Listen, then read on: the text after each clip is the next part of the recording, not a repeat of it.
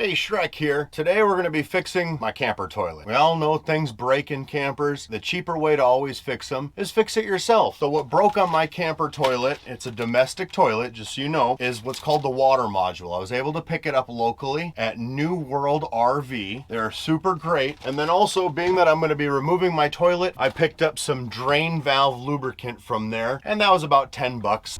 Definitely worth it, and to keep your camper running longer. Couple things you want to consider when you do this. First, empty your black tank and get it as clean as you can. Then wash your hands, clean the toilet, all kinds of stuff like that. And before you remove that toilet or any work on that, shut off your water and drain as much water as you can. Have a bucket and some towels ready. I know I'm going to be going through a lot of towels. I have a towel ready just for washing my hands because it's a pandemic and I don't want to be getting sick. My camper bathroom is a little tight, so I'll try to show you the best I possibly can. Here's the toilet. We're going to be removing these bolts right here. There's one on each side, and right there, this is the water module inside there. Just another close-up view of the brand new water module so you can see how it looks. Just want to remind you again, make sure you shut off the water. Mine is completely off, and I've already gone inside and opened up all my sinks. Before I opened up the sinks, I made sure to do it from the toilet flusher itself to get any water there, and then I'm leaving on my bathroom sink on the cold setting so that way I don't have any drippage going on. I used a 7/16 wrench and ratchet to be able to remove it. I had the channel locks just handy because you never know, be needing channel locks. Now that I got the toilet out, on a quick observation, I noticed right here, there's a screw that we have to remove. So I'm gonna get that removed. Now that I got that screw removed, there's just two little dimples here that you have to pop. And I pushed them down with a screwdriver, held it in place, popped another one, and bam, it removed very easily. And then here's the screw.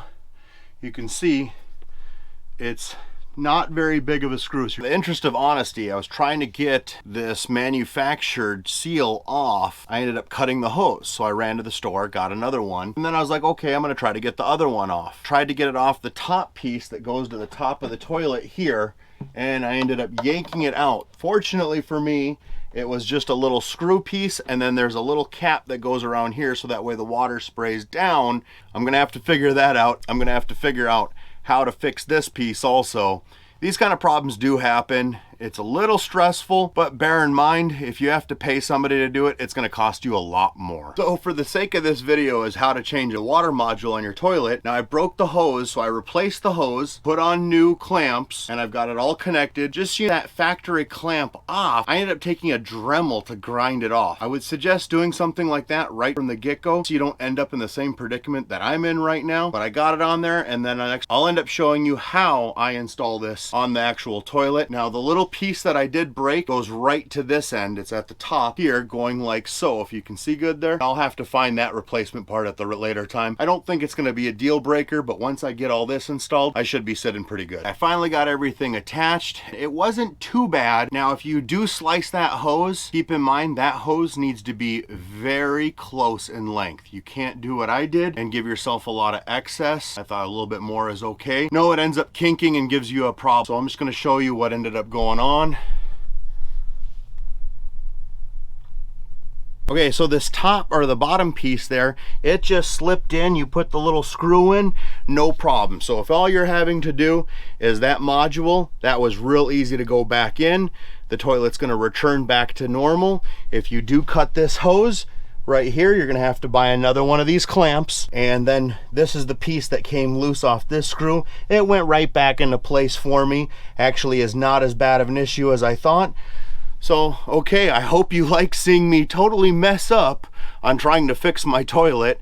I hope you do better, and if there's anything I can do to help, please leave it in the comments. Hit me up on Twitter, Instagram, Facebook fan page, all at Shrek Travel. So I got the toilet reinstalled. Everything's working great, almost. This project, just so you know, it did not go as smooth as I had planned. I had a lot of learning curves with it, and I hope you don't have those learning curves, and I hope you can learn from my mistakes. So I'm just going to show you real quick. Toilet, good. And the part that I did break is if you open up the toilet seat, that little piece right there broke on me. So I'm gonna have to try to find it, get it ordered, and fix that too. Lastly, all we're gonna do is use our drain lubricant and add 1/4 of this bottle to our tank. So when I move the camper coming up soon, it will mix all inside there and make sure that all my drain valves are good in all of my tanks. I'll also be putting this in my gray tanks as well. I'm Shrek, and happy camping, everybody.